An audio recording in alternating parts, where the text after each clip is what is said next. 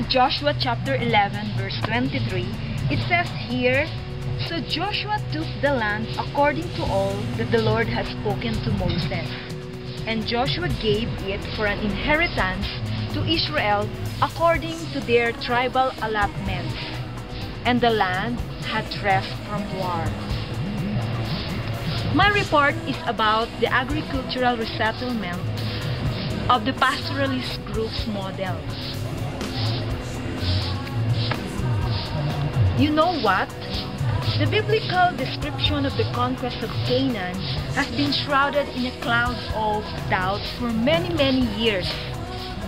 How and when this monumental event occurred are questions that continue to seize scholastic attention and create controversy. Exactly, how did Israel emerge in Canaan? Let's see. As what I have read, the Bible indicated that there was a large scale of military invasion into Palestine. This biblical scenario, however, has been rejected by a growing number of archaeologists who argued that such an Israelite invasion of Canaan is inconsistent with the archaeological record. To them, the stories of conquered cities like Jericho were add-ons of pre-Israelite traditions which provided a mythological explanation of Israel's origin to the land. Consistent with this view, William Dever argued that the central events in Israel's history, the Exodus, the wilderness wandering, the military conquest, God's miraculous deliverance of fortified Canaanite cities, the gift of the land, did not happen that way at all. Dever concluded that the Bible's account in this regard is simply groundless and wrong. There is a popular view explaining the emergence of Israel in Canaan. This is the peaceful infiltration model, which is associated with the German scholars Alt and Not.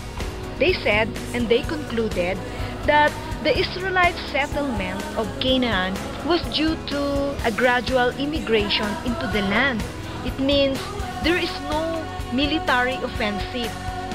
Alt and North further theorized that the Israelites had been pastoral nomads who slowly filtered into the settled land from the desert, seeking pastures for their sheep. So after a long period of an uneasy coexistence with the indigenous population, the Israelites eventually overran and destroyed the Canaanite city-states. This peaceful infiltration theory has gained popularity and influence through the years, but clearly as it odds with the Joshua record in the Bible. Archaeologist Israel Finkelstein has given a modification of the peaceful infiltration model of the conquest. In this way, he accepts the fact that there may be a kernel of historical truth in the biblical tradition about the Exodus conquest. For certain elements of the settlers may have come from outside Canaan and perhaps from the south. But simultaneously with these movements, there is the distinct possibility that certain groups who settled in the hill country in the Iron One period originated directly from the Canaanite society of the lowlands. At least, that is what the archaeological evidence to suggest some. Things turned out bad as number of settlers increased and the lands for agricultural were no longer enough. And this brought settlers into conflict with the Canaanite in the hill country to determine who was to control the best lands. This resulted in the destruction of several cities. Bethel was destroyed in just a conflict.